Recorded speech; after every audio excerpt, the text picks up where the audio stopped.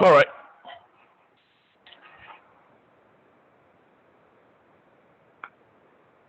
Dennis, remind us what we talked about. This the greatest threats to information security.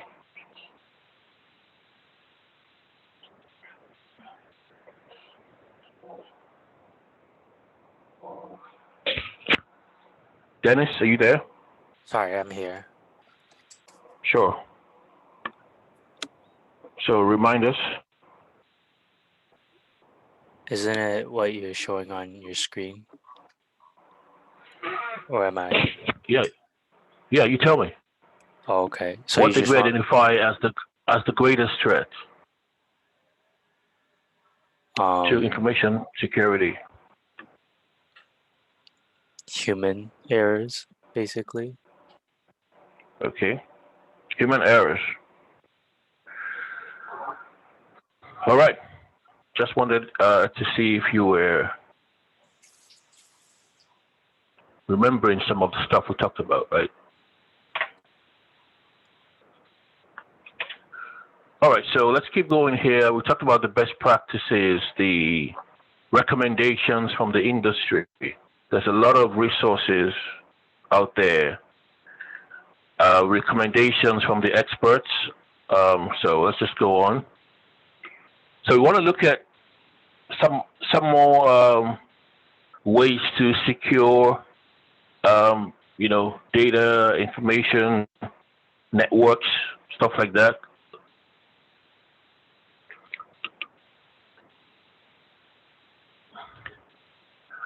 All right, so we have this features. Let's see, talking about authentication and authorization. We're going to look at a couple here. Let's look at this Kerberos. This Kerberos feature here that is found on Windows systems. Anthony, you have any idea what this Kerberos is? I feel like I've seen it before. I think it's like something you probably use to encrypt data. All right, let's take a look here at some more details of what that is.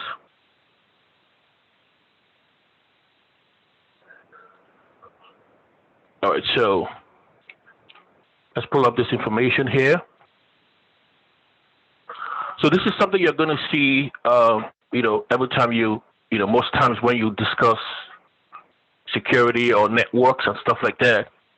So Kerberos is like you can see here, is a network authentication protocol. Authentication, basically, when you want to give permission for people to log into systems, right? It is designed to provide a strong authentication for client-server applications. You're trying to go from your computer to a server. For example, you're trying to log into Wiser, right? That's an example of a server. It uses secret key cryptography. Cryptography, we look at that in detail in the next course, like I said before, IT 443, IT 444. Cryptography is a system for hiding messages, for disguising messages, so that only authorized people, know what the original message is or should be, right? That's where we get encryption from, right? The whole system of cryptography is the process of hiding information. All right, so you can, just for purposes of understanding, you can replace the word cryptography with encryption, right? It uses all kinds of encryption to provide strong, authentication, stuff like that. It's provided by MIT, the guys at MIT, and it's available for free on a lot of different products. Okay. Let's just see this part here, just to make it like a summary. Kerberos was created by MIT as a solution to network security problems. network security problems. The Kerberos protocol uses strong cryptography so that a client can prove its identity, right? You can prove your identity to a server across an unsecure network connection.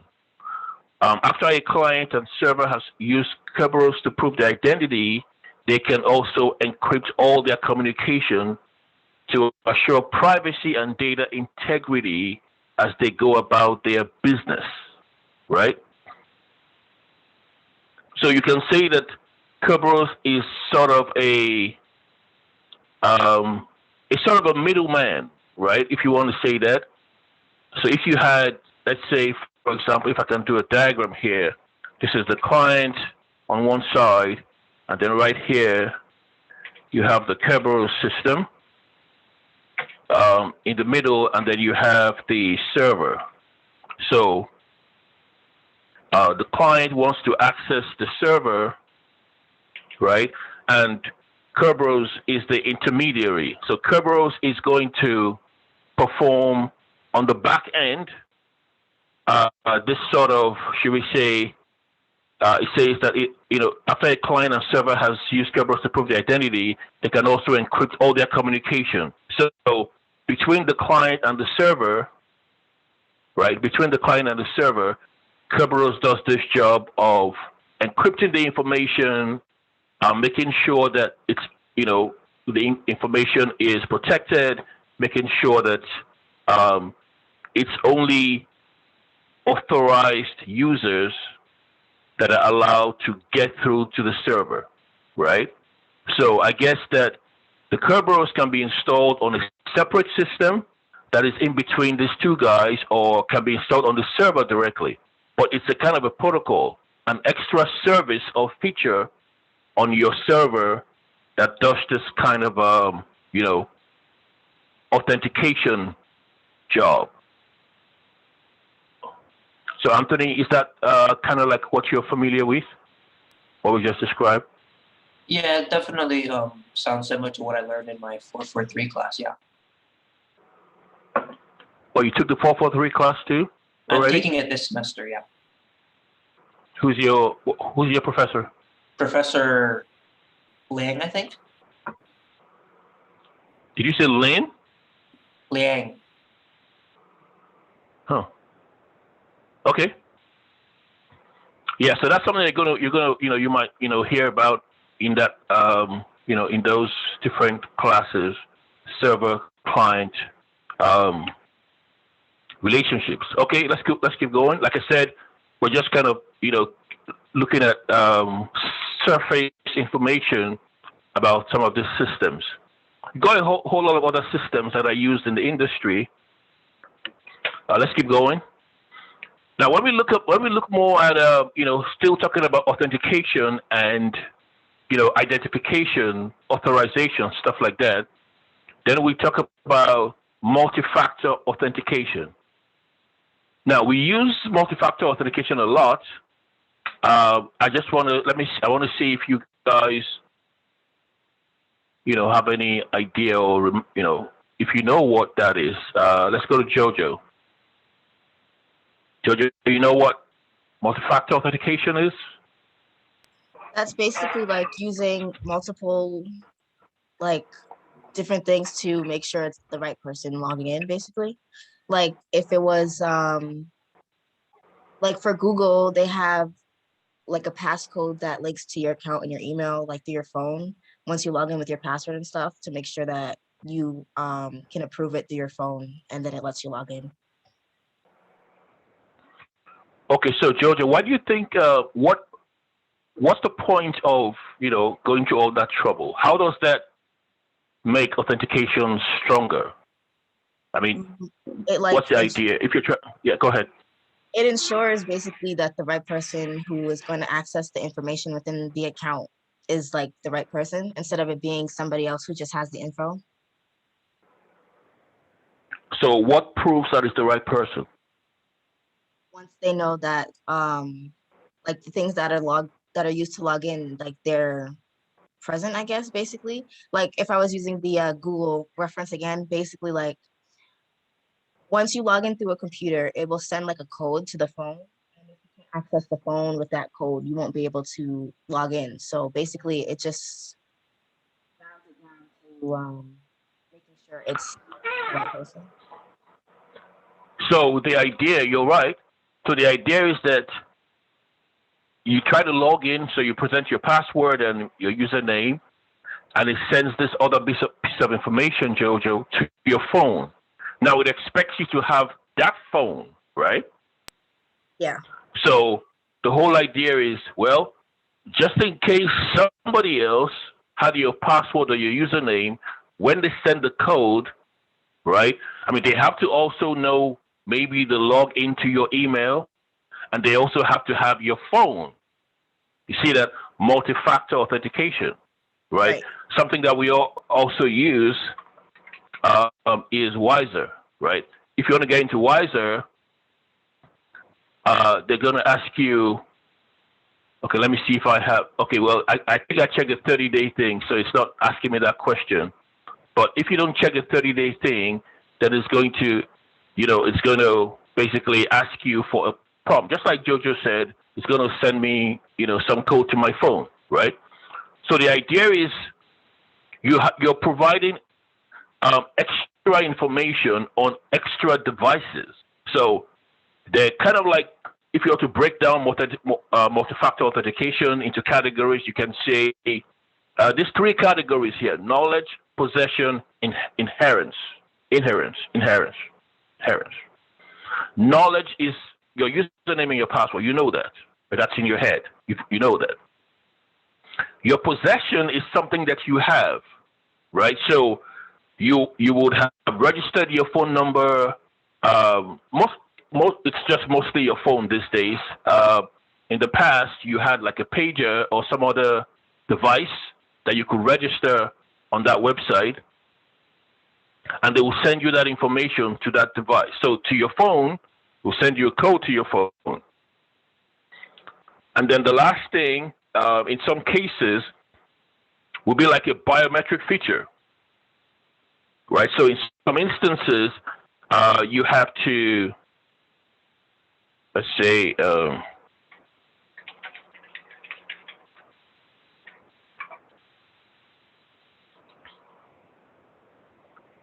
in some cases, you might have, some kind of a feature that scans your face, right? Like all this kind of stuff we see here, like your face or, your eyes, to prove that, it's got to be you. Or it might be like it can be a finger scan, right? Finger scan. All right, so if it was a finger scan, then you will have to do the same thing. You will have to scan the person's finger, right, before you can be allowed access. So those are all features of multi-factor authentication, right? Knowledge, something that you know, something that you have, and something that is a part of you, right? It's highly.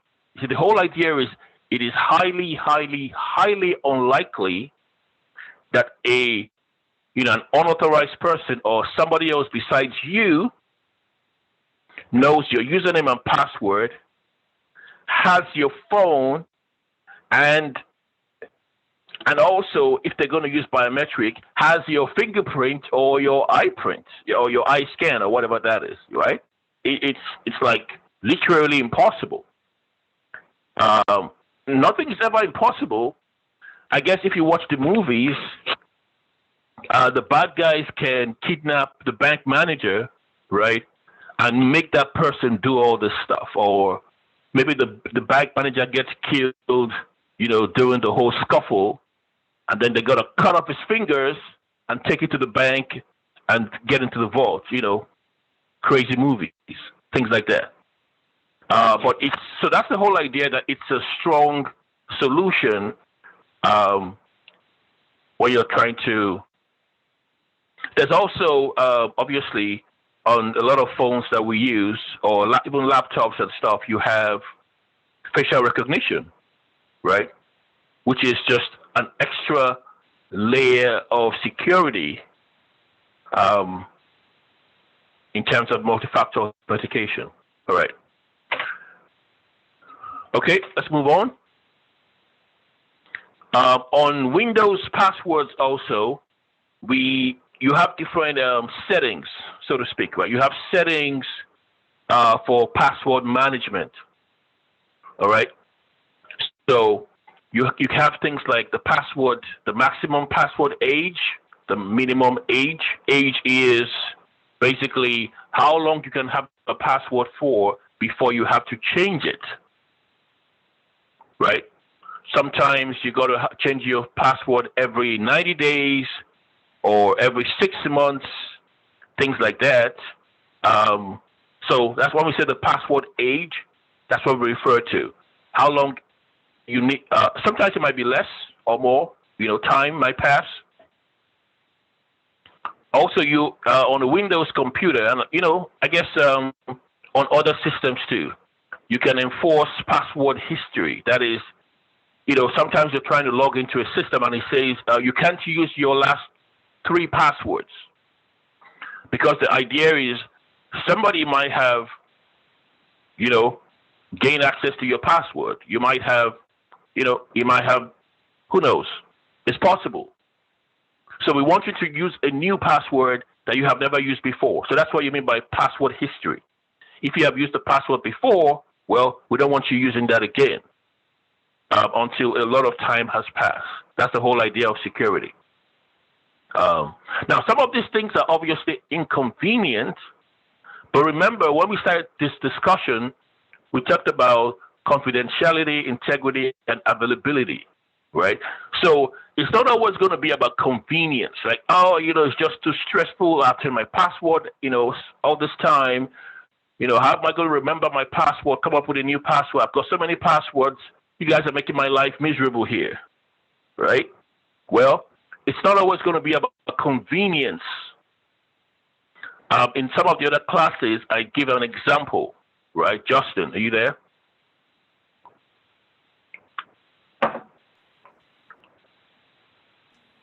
Hello? Can you hear me, Justin? Yeah. All right. Justin, when was the last time you traveled by air? I think it was last year. No, actually, I think it was the year before that because pandemic. Yeah, nobody traveled last year, right? Yeah. Okay, but so imagine this, right? Let's use this picture here. Let's say you getting ready to travel, and so you get to the curb at the airport, right? Let's say, Justin, this is you here. You're ready to roll. Mm-hmm. And, there's a new rule. After the pandemic, when you're about to travel, no security checks, nothing. We want to limit, contact between people. Just go from your car, go straight into the plane. Everybody, we're not checking you for anything. We don't have time for that. We want to protect people from, any COVID-19 possibilities. So just go from your car straight into the plane. Now, Justin, when you hear that kind of announcement, how are you going to feel? Like, whoa, yeah. Yeah, I'm Makes not sense. getting on that plane. Say it again? I'm not getting on the plane because anyone can bring anything because they're not checking no bags. Right. Oh, so you're not going to be like, this is great. I don't have to waste time. It can just be quick. You're not feeling good about that, right? Like I never, obviously, I'm a good citizen. I don't bring anything that I shouldn't bring on the plane. It's probably more convenient that I don't get stopped for I don't know, some little things because usually whenever my parents they'll bring some souvenir that they're not allowed, or bring some perfume stuff. Yeah.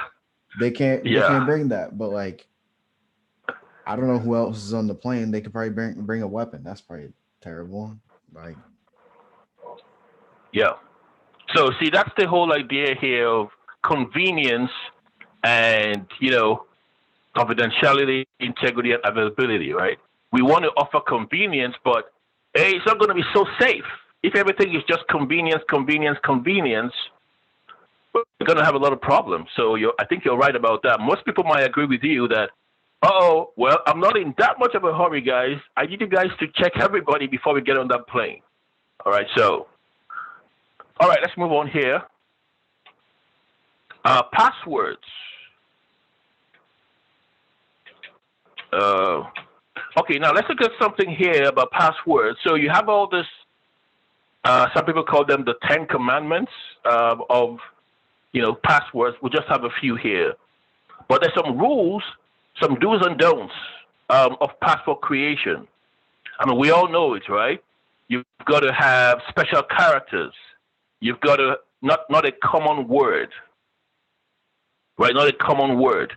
In fact, let me show you guys something. I don't really discuss this in this class, but let me show you. You guys might find it useful. So let's go, if I can find it here somewhere.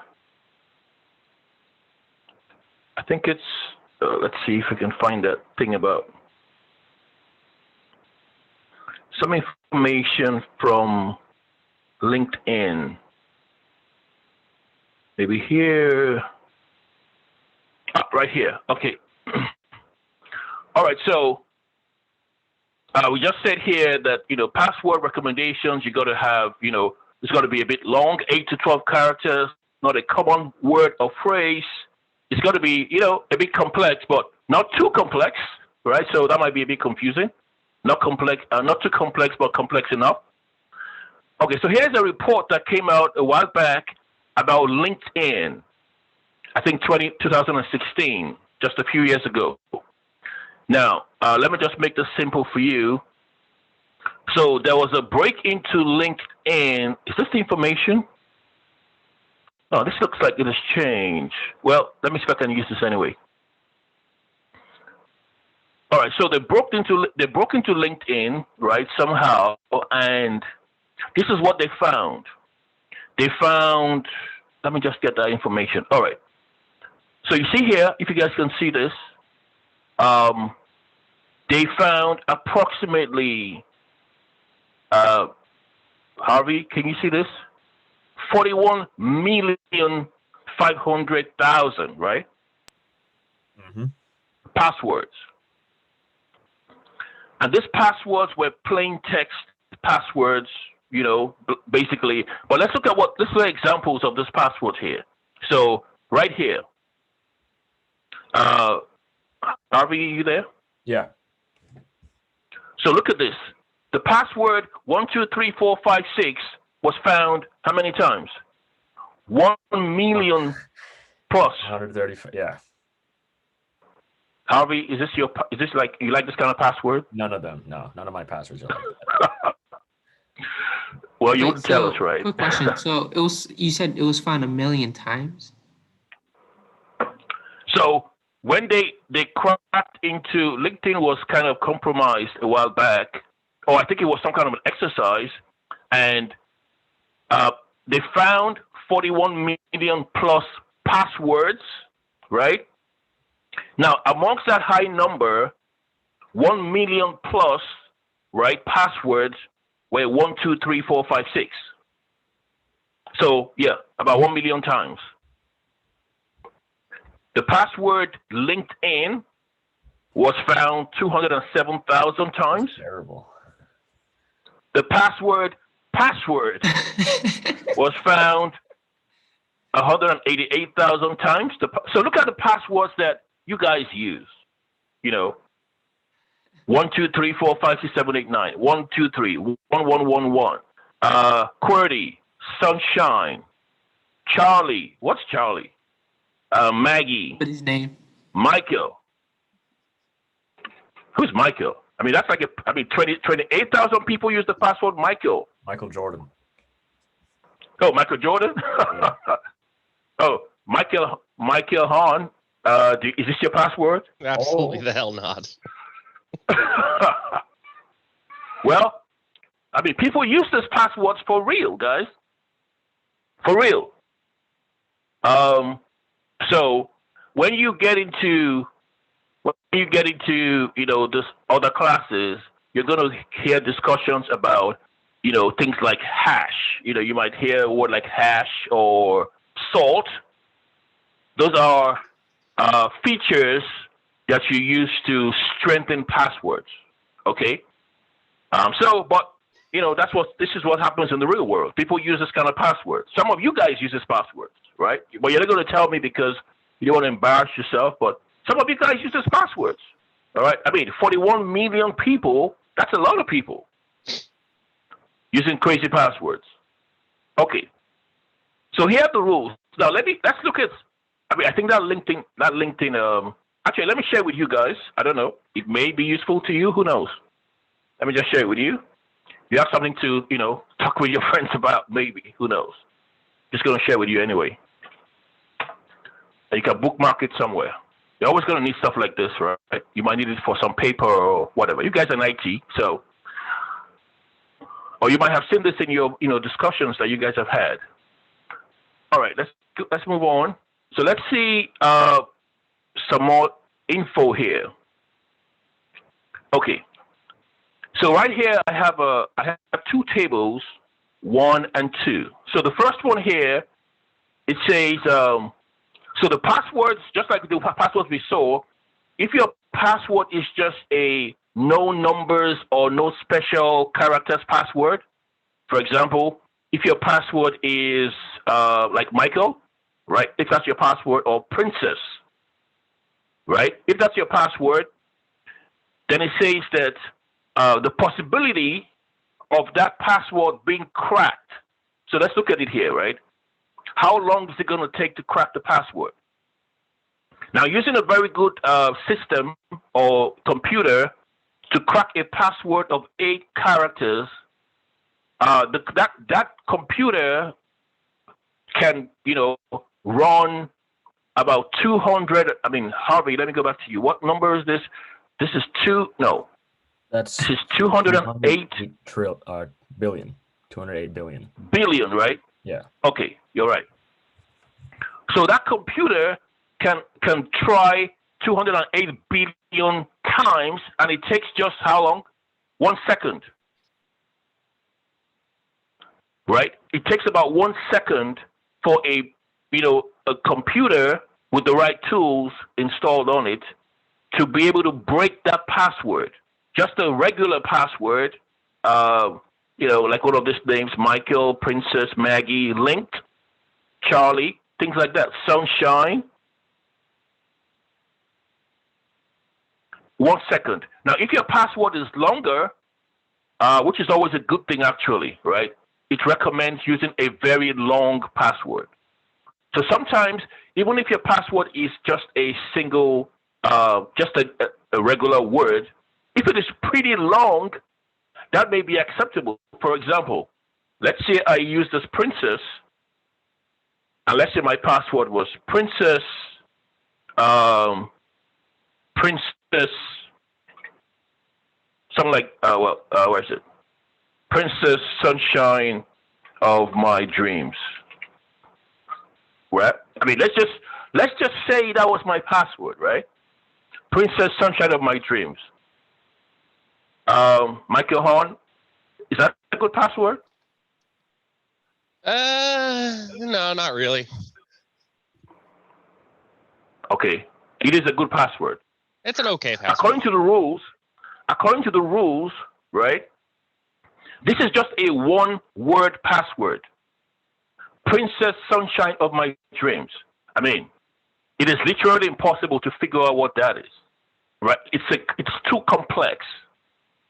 Even though it's just a word, but if you're going to use just a word, the recommendation is it's got to be long. So look at this chart again. So let's say a password of, I don't know how many characters was here. Let me just count. 2, 3, 4, 5, 6, 7, 8, 9, 10, 11, 12, 13, 14, 15, 16, 17, 18, 19, 20, 21, 20. About 26 characters. Okay. So let's just say, let's go to the bottom here. Let's say your password was like 16 characters, right? Just words, Michael. Mm-hmm. Now, how many times can you try to guess the password? I don't even know what this is. This is like 43 billion or something. Right. But look at how long it would take. Look at how long it would take, Michael. How long is that? It's a lot, but so I don't know. So I was always taught. Well, my own like personal practice is you never want to have everything the same capital or uncapital. You want to have a healthy mix of numbers and alphanumerics. I mean, Yes. 16 So 16 is a lot. You're right. 16 is a lot of characters. So Yeah. So you see, you're right. I mean, there's no argument. That is the recommendation. You know, Okay. I mean, we just looked at it here, right? Right. You've got to have, a mix. But the exception is if you insist, right? Maybe you're just like a crazy person, right, Michael? And you insist, look, I always forget all these things. So I'm not going to use any special characters.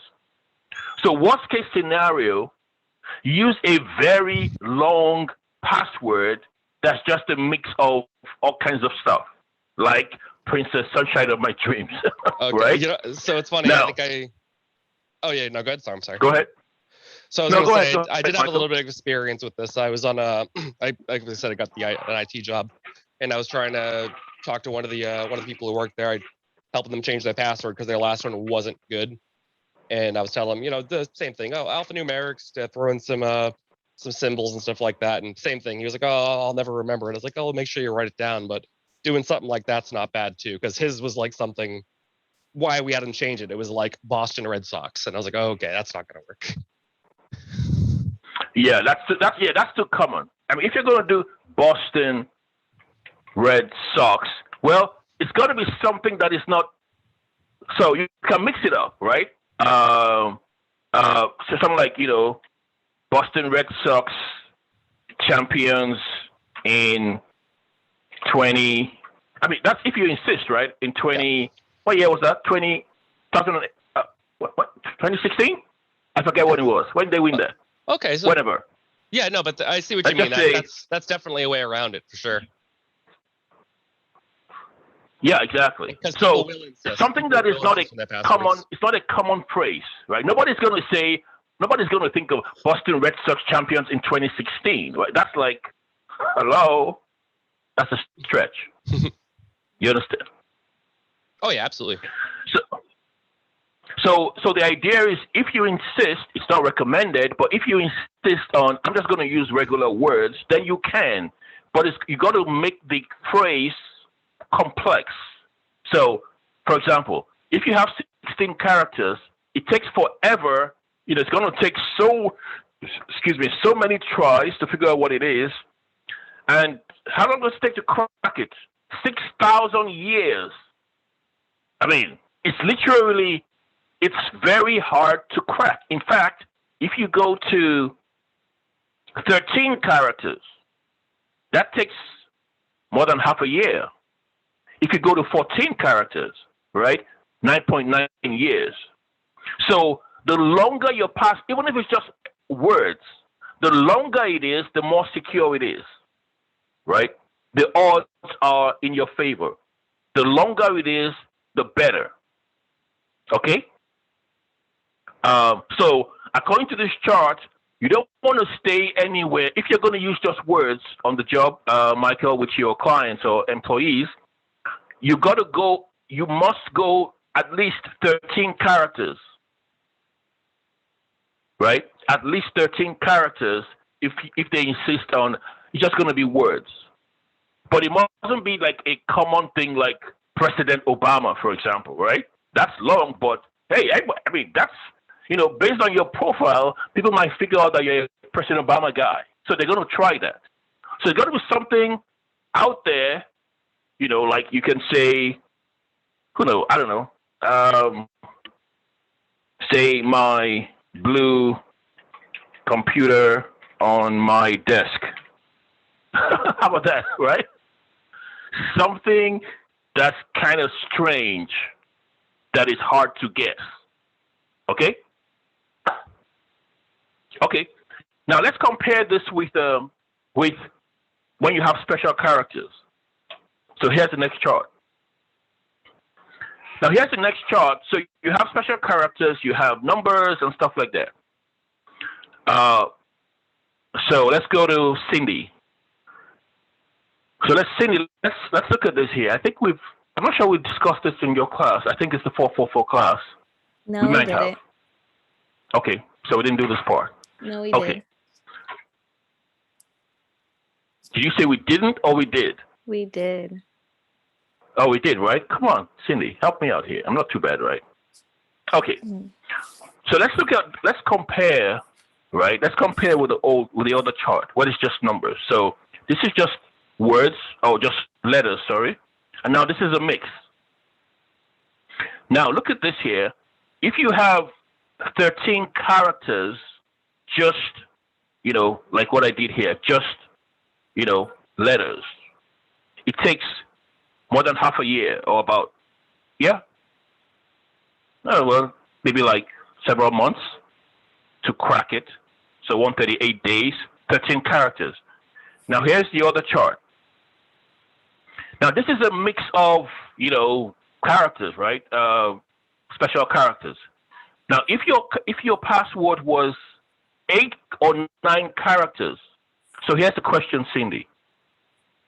If your password has all the, mix and stuff, and it's a 9-character password, is that more secure than a 13-character password with no special characters? You know what I mean? Yeah. Which is more secure?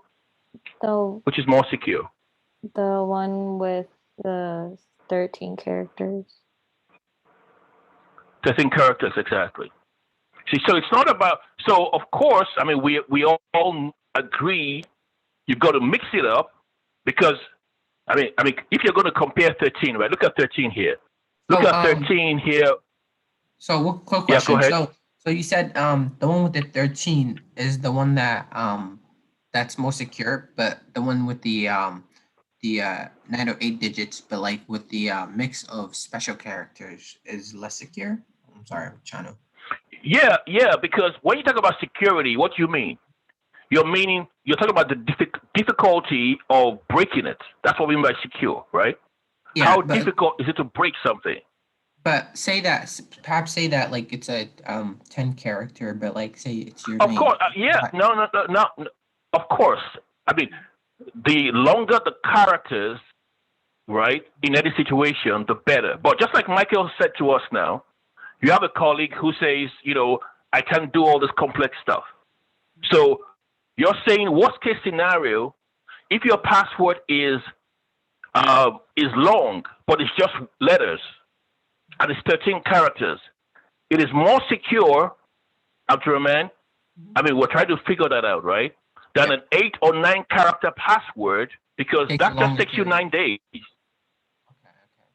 But my question was, say that like you have like a long password, but it contains like your name and your birthday. Like, isn't that a lot harder, or like is it a lot harder or a lot easier to crack than a 8-digit password which contains special characters? Okay, so if your name, for example, right? If your password is, let me write your name here.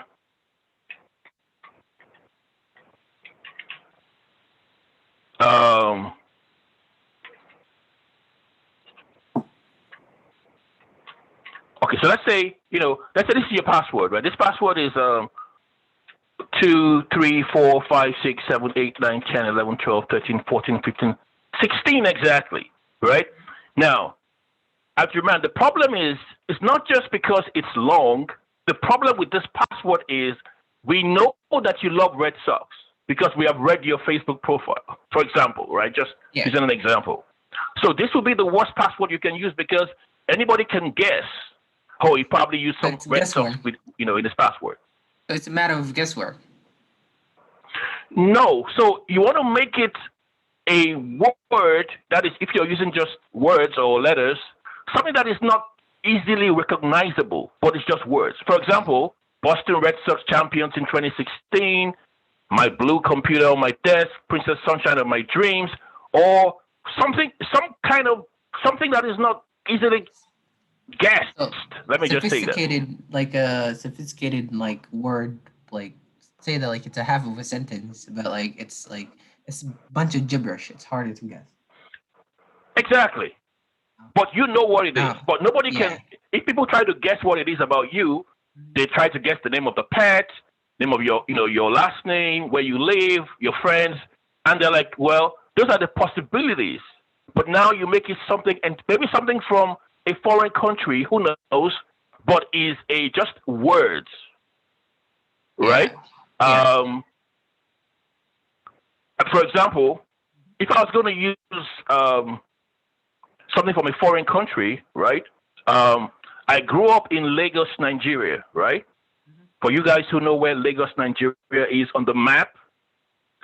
So if I was going to use something, from my home country, for example, right? I would say I live in Lagos by the beach. Now look at that.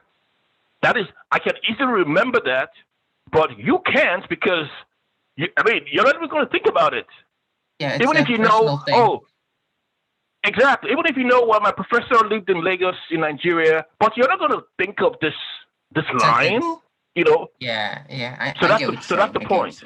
Yeah, thank you. So that's the point. It's not just okay. So it's not just having words, right? But if you must have just a word, or rather just letters, then it's going to be letters that cannot be easily guessed. Or else, if we just say Abdurrahman Red Sox, you're giving yourself, you're giving yourself away because people are going to guess the most common things about you. So it's got to be something that is a little bit removed, or like you said, a bit private that nobody knows about. Okay? So the point here, of course, the more the characters, then it's literally impossible. So if you compare 13 characters on both sides, right? Where is it? 13 characters here, 13 characters here, then you can see that 13 characters or 12 characters, right? Or even 10 characters with, special, combination is 2.1 years. So the point is actually to give you guys a clue or a tip on one of your questions in your assignment and the exam.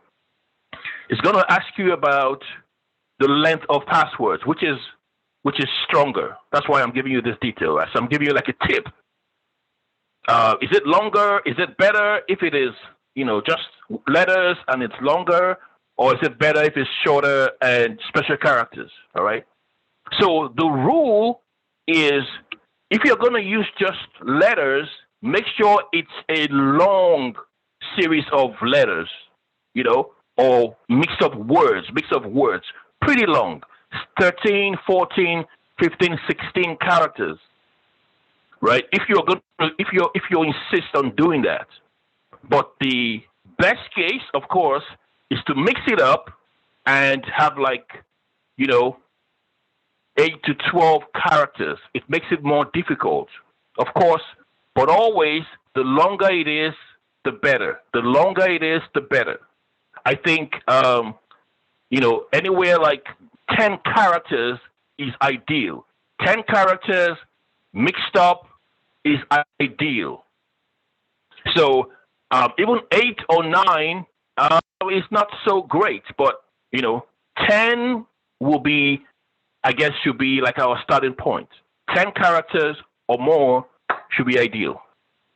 Because passwords are very much with us. We use them every day. And that is a big deal. It's like the keys to your car, if you have a car, or the keys to your house. If you lose that stuff and somebody else gets a hold of it, you might be in a whole world of trouble. Okay? So, there you go. I'm going to move past some of this here. This is some of, we've talked about encryption and stuff. VPNs. So VPNs are also features of communication, virtual private networks. Virtual private networks are also protocols that can be installed. Sometimes you might refer to a VPN as a tunnel, right? A tunnel, like in this picture, the tunnel is not like when you go on storage drive, okay? The tunnel is not physical, right? It's all in the realm of networking. But when you install a VPN, then it creates this secure path between two communication devices. So a lot of systems and apps that we use always tell you, you can get this VPN, you can install this VPN to make your communications more secure. Just be sure of what you're doing, because a lot of bad stuff comes disguised, like we say, as the angel of light. It looks good, like, oh, I can just download this VPN. There might be some funny things in the back of it. So make sure you're using trusted sources. Everything free doesn't just necessarily mean free. And besides, have you heard there was no free lunch? So, but VPNs are effective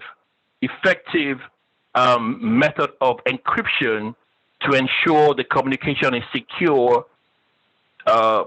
While you're doing that with the other party. Okay. So here is a word you might come across in network in security. So let me go to Chris L. Chris, you there?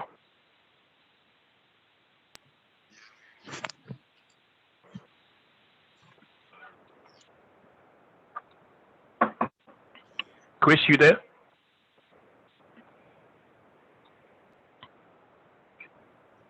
I'm not hearing anything from Chris.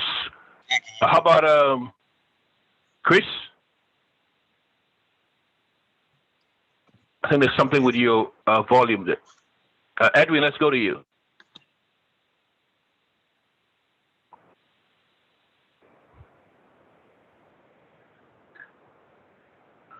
What's happening? No Chris, no Edwin? All right, Dennis, let me go back to you then. Hi. So have you ever seen like a car driving around your neighborhood, just continuously, just going round and round and round? And you're like, yes. Why does that car just keep going around? Yes. Well, I knew why it was going around. It's usually those like orange like training cars. Oh, okay. Well, if you ever saw stuff like that happening and you were wondering, there's a possibility that person is what we call a war driver. You see this word here? A war driver. Mm-hmm. A war driver is not an Uber or Lyft driver, who's lost trying to deliver your food or something. No.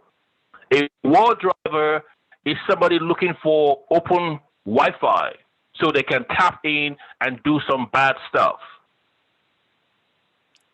Ever heard the word war driver, Dennis? Nope, never. Well, now you know. Now I know. So that's a war driver. A war driver. When I ask some students this question, I'm like, "What's a war driver?" Before I show them, they're like, "Somebody who drives during the war." Or like, "Oh, that's nice."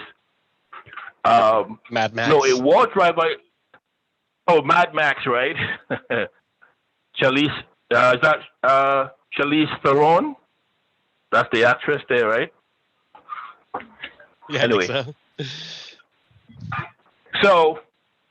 So a war driver is, somebody who drives, literally gets in their car, driving around your place to find, open Wi-Fi so they can intercept and do some bad stuff.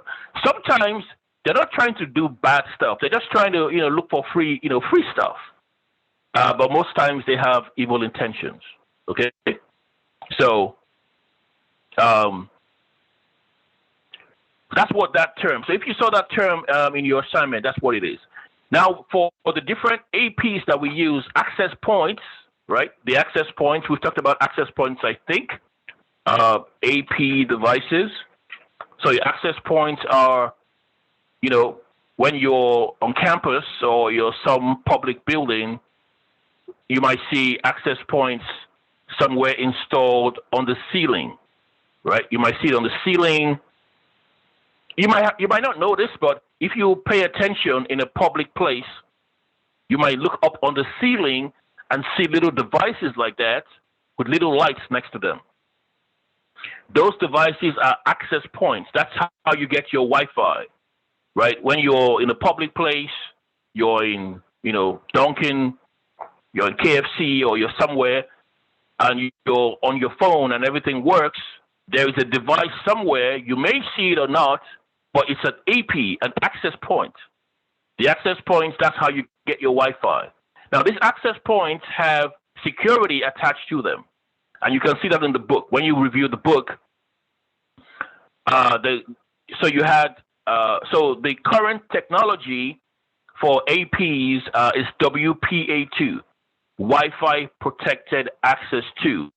If Comcast or Verizon comes to install your access point at home or your router even, it's going to be configured with that, something along those lines of WPA2 for the security of that device.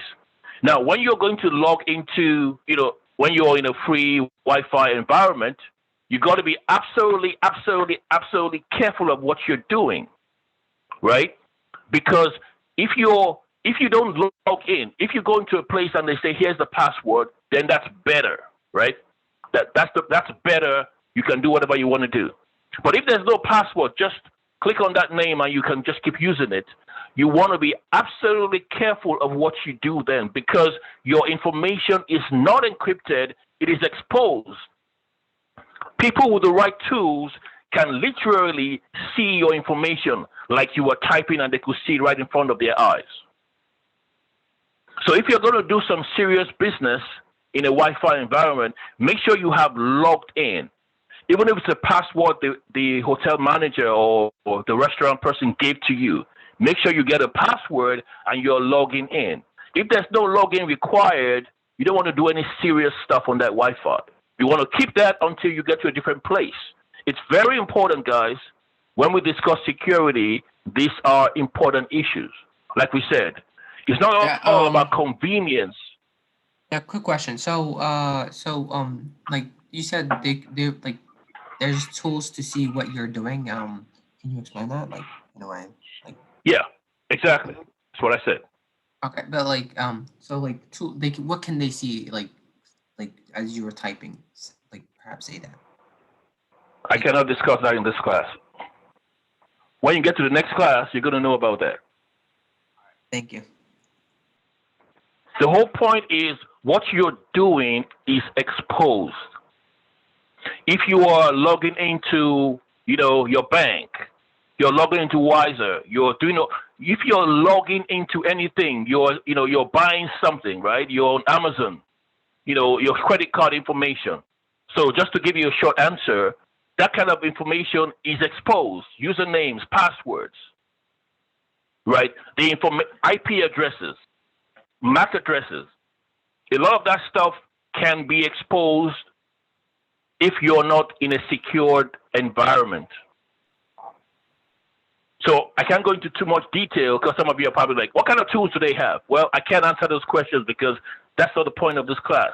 Just trying to give you some, intro into what you're going to be talking about in the next classes. Like I said, the 443 class is mostly about just defending your network. So you might not get some of this information, but the 444 class shows you a lot of the tools that attackers use. So it's a more detailed class from the bad guy's perspective, if I can say that. All right, so when you're in a wireless environment, make sure you get a password and you're doing what you're doing after logging in. If it's just free password, free Wi-Fi, no password required, don't do any heavy stuff there, guys. Seriously. Okay. So some more things you might.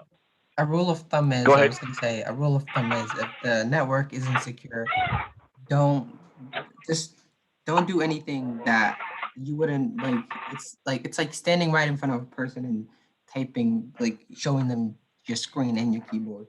Just think of it like that. Yeah, like never do your bills on airport Wi-Fi ever. Yeah, basically. Yeah, maybe you can go to, you can go to YouTube, right? Listen to some music. But you don't want to go into your bank and say, oh, I need Exactly. to, withdraw some money I sent to my mom, right? Yeah, I feel like a lot of people do it over like like say coffee shops, and that's like the breeding ground. Exactly.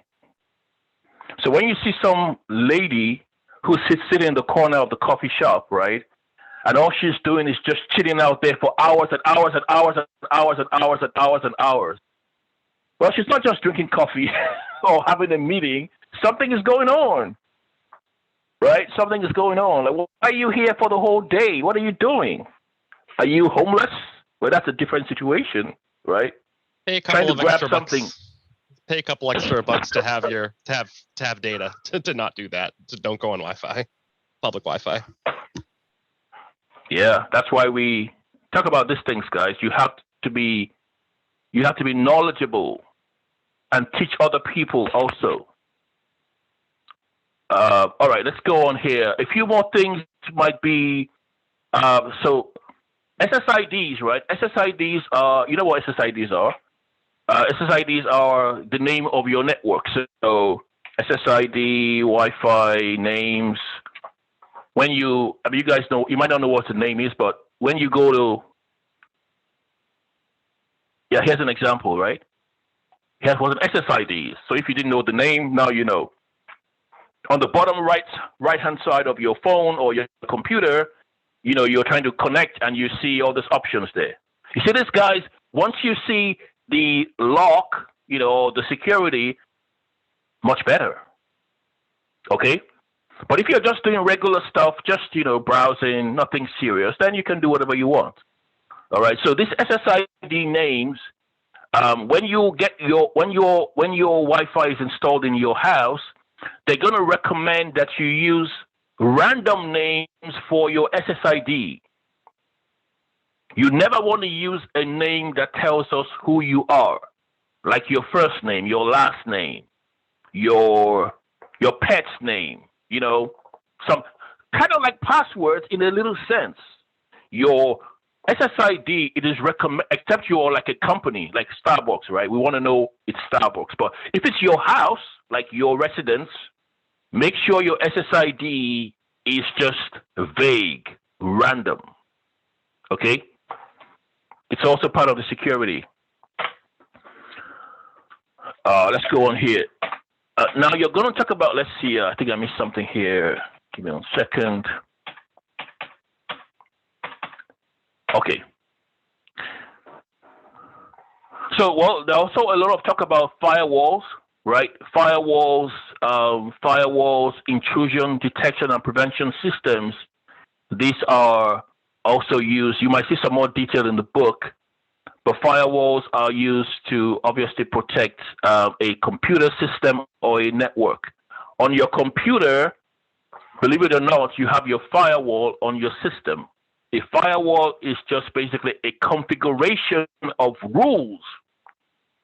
A configuration of rules. So where's the firewall here? Now let me go to the control panel instead. All right. So when you go to your control panel and you look at your system and security, you are most likely going to see your Windows Defender firewall, right? And if it's your computer, it's going to allow you to go in there. So if you go into the advanced settings, you are going to see a whole bunch of rules. You call them inbound or outbound rules. Basically, these rules, you can set them up, if you want to prevent some IP addresses, some programs from running. I mean, first of all, you don't want to go don't mess around with your firewall. Just leave it the way it is, right? Don't go and mess around, because your computer might just stop functioning. You can't get on the internet anymore for some reason. So don't go and mess things around, except you know what you're doing, right? But it's a set of rules that you can set up. For example, I can go in here, a new rule. I can set up rules. Maybe I want some programs to be blocked, some FTP or stuff to be blocked here. Maybe I have, some IP addresses I want to block. Whatever you want to do, that's what your firewall is about. Your firewall is a set of rules that you can set up to allow or deny some kind of traffic. to your computer or to a network. So there's always, there's a lot of talk about firewalls in networking. Like I said here, it's based on a set of rules. What about the rules your company has agreed or your boss has agreed? Then they're going to set up the firewalls to do all that stuff. You're also going to, okay, we talked about this earlier, network address translation. So that is when, obviously your IP address is private. And when you're going to go out there on the internet, your router changes your IP address from a private to a public network so it can function on the internet. So that's NAT, right?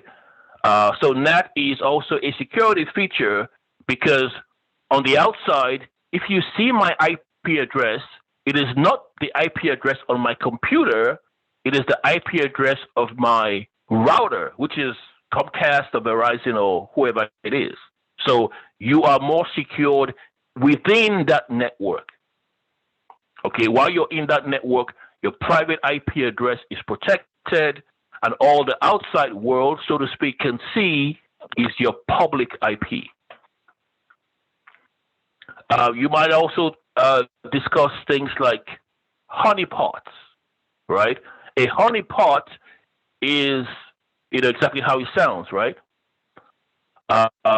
If you guys have watched long time ago, Winnie the Pooh is a big honey lover, right? Any of you guys watch Winnie the Pooh? Hell yeah. Okay.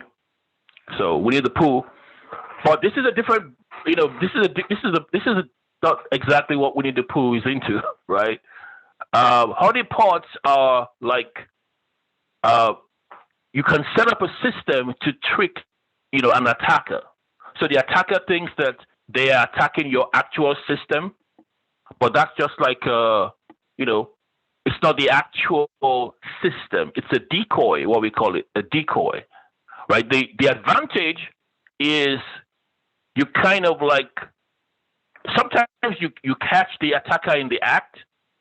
Sometimes they leave footprints, or they leave some signs of what they have done. And so you take up those signs or those, whatever you notice from that attack, and then you use it to defend the actual network.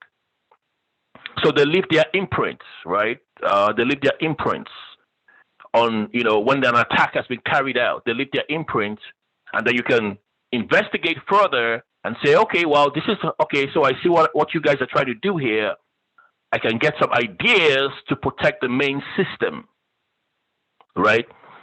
It's also, maybe an example can also be like a sting operation. When the police carry out a sting operation. So let's say police sting operation. I don't know if that's a great example, but in a police sting operation, so let's say you have a parking lot, for example. Where is it? You have a parking lot, and in that parking lot, let's see. Let's say, I don't know. Just going to get a random example here, if I can find something.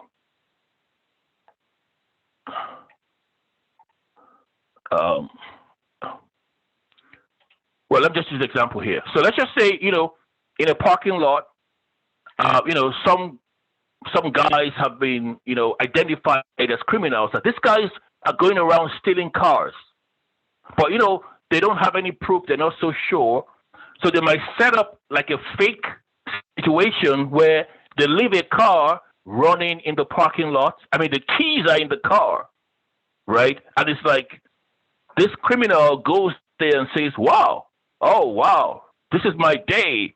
There's a car here. The keys the car is running. Oh, I'm good."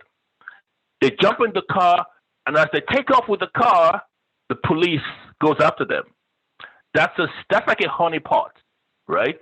Now, in some cases, when you read the book, it's going to tell you that in some cases that might be against the law for the police to do, because there are two words. There are two words we look at. There's one word called entrapment, right? And what's the other word though? Entrapment means that you made somebody create a crime. I mean, commit an offense that they wouldn't have committed. So, the book tells us that, the courts are very much against stuff like that. So that wouldn't work. But I think the other word is enticement, if I'm not mistaken. Enticement is perfectly fine. You entice somebody to do something, right? But entrapment, so it's a little bit, you got to look at the definition properly in the book, those two terms. But entrapment is not allowed, even though sometimes it's still done by law enforcement, okay? But that might be some kind of an example of a honeypot. You set up something to lure a potential attacker. And so you can see what their MO is, how they operate, so to speak, how they operate. Okay, I'm going to go on a little bit here. So malware is such a huge topic. When we talk about malware, you guys might just think about viruses. Well, viruses are a type of malware, right? There's more malware than just viruses. All right. And of course, you're going to see a lot of examples of malware when in your emails, right? That's like a big deal. Or when you go to some crazy websites, all right? All kinds of websites that do all kinds of funny stuff. A lot of web activity, has potentially malware, might be involved. And so the recommendation, the basic recommendation is for you to have antivirus on your computer, right? You absolutely must spend a few bucks on antivirus on your computer. So, where's my antivirus here? Here's my antivirus. It says I have one risk. Now, I am not selling or promoting Kaspersky, but I've used Kaspersky forever, right? I got no problems with it. You've got Kaspersky, you've got Norton, you've got, I think McAfee or something. You've got there's lots of them out there, right? You can try whatever is good for you, but you never want to have a computer, a laptop, or a computer desktop that has no antivirus. It is just too much of a risk, right? And it only costs you a few bucks a year. You can get protection for 2-3 different devices. It's like the most basic thing every computer should have, antivirus, right? Because it's kind of like having a door on your apartment, right? It's like the most basic thing. You've got to have a door. I know that we say, oh, well, I have something from Comcast. Comcast has me, give me some kind of protection. Well, I don't know what that is. But the recommendation is on your laptop, on your computer, in your personal devices or on the job. It is critical that antivirus is installed. Like I said, it's just a few bucks, but it's worth every penny you spend. It's like your first layer of protection, right? Okay, because we're online all the time, we're exposed. And when you're in the 444 class, you're gonna find out things like your computer might be attacked and you would never know. You can have an attack on your computer that goes on for weeks and weeks and weeks, and you would never know that there was an attack. You clicked on the link and your computer looks fine, everything looks fine, but your computer is under attack, sending information from your system to some external system, and you never know because you don't even have the basic, you don't have the basic protections. We're talking about convenience, I'm okay. I got something free from the company.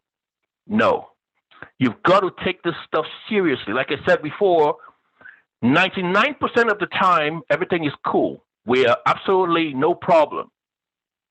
1% of the time, when something goes wrong, that stuff can really mess you up big time.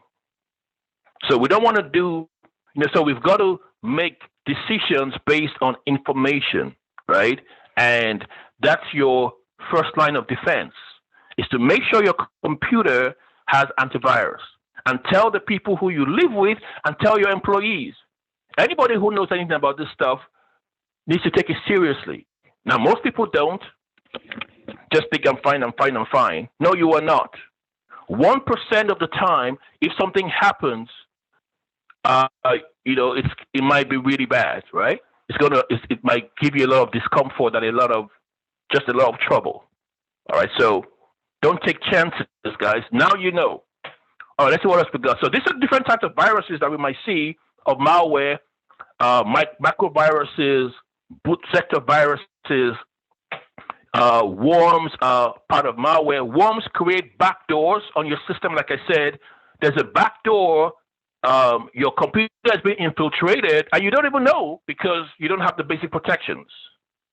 So, you know, that can happen there. Trojan horses, logic bombs, these are all types of malware, right?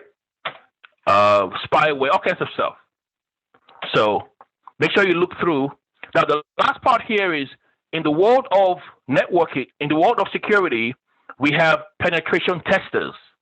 Penetration testers are kind of people who go into a company and they kind of attack the company, right?